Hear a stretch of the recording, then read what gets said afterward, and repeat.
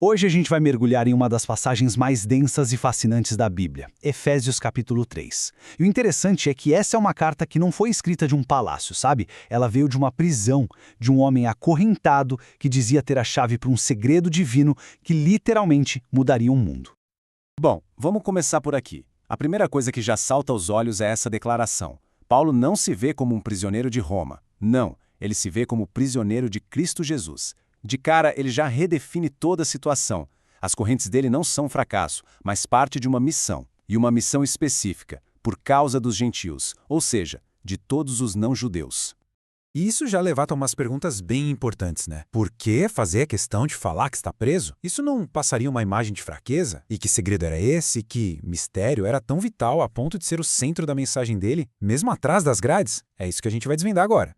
Primeiro, a gente precisa entender como o apóstolo Paulo enxergava o próprio sofrimento. Ele não via o caos, ele viu um propósito divino em meio às correntes.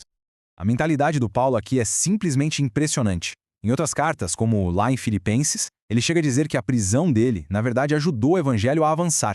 Pensa só, as algemas dele ficaram conhecidas por toda a guarda do palácio e ainda por cima serviram de inspiração para outros cristãos pregarem com mais coragem. É uma inversão total de lógica. O que parecia ser um baita obstáculo, na verdade, foi um catalisador. E essa missão tem até um nome. Paulo chama de dispensação da graça.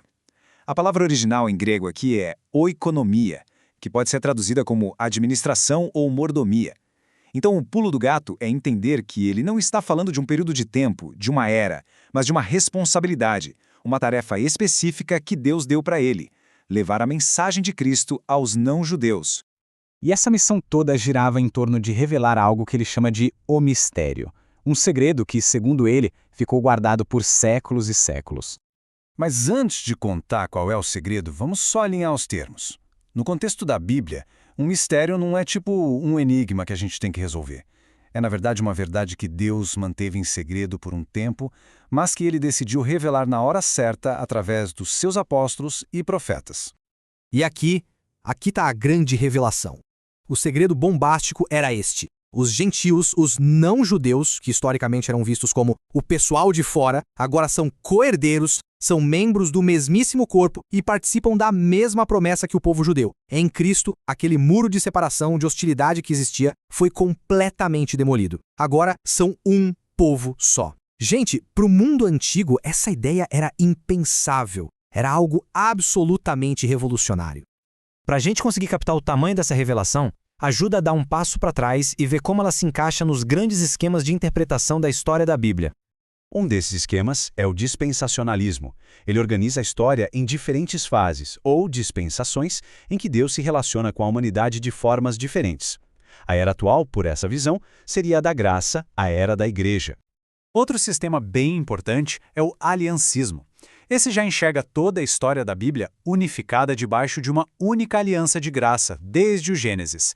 Nesse sistema, a igreja é vista mais como uma continuação do povo de Deus lá do Antigo Testamento. São basicamente duas formas diferentes de organizar a grande história contada na Bíblia. E uma forma bem interessante de harmonizar essas duas visões é perceber que tem verdade nos dois lados. A ideia que surge é a seguinte: Deus tem uma única aliança de graça, consistente ao longo da história, mas ele administra essa aliança em diferentes fases ou dispensações. Uma visão não precisa necessariamente anular a outra.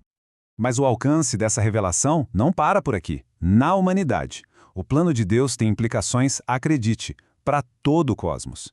Agora se prepara porque Paulo faz uma afirmação de tirar o fôlego.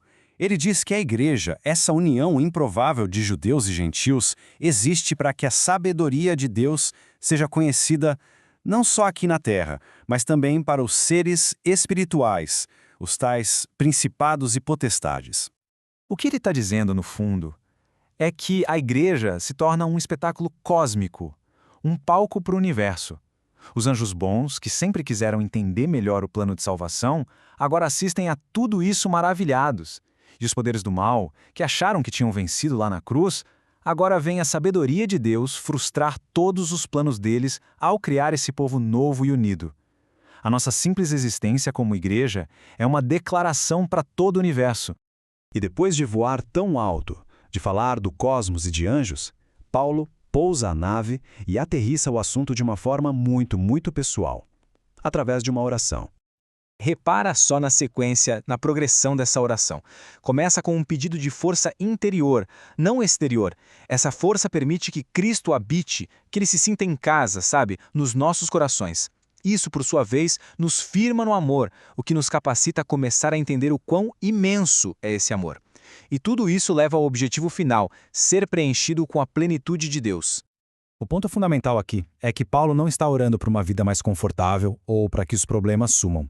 Ele ora por força espiritual para que não importa o que esteja acontecendo do lado de fora, as pessoas possam experimentar a profundidade do amor de Deus. A meta não é a sobrevivência, é a plenitude. E ele termina o capítulo com essa explosão de louvor, uma doxologia. É um lembrete de que, por mais que a gente ore, por mais que a gente imagine, o poder de Deus vai infinitamente além. Ele pode fazer muito mais do que a gente pede ou sequer pensa. E isso deixa a gente com uma questão, né? Se esse é o poder que está em ação, o que isso significa para a nossa compreensão desse mistério e para a nossa própria vida? A glória, conclui Paulo, pertence a ele.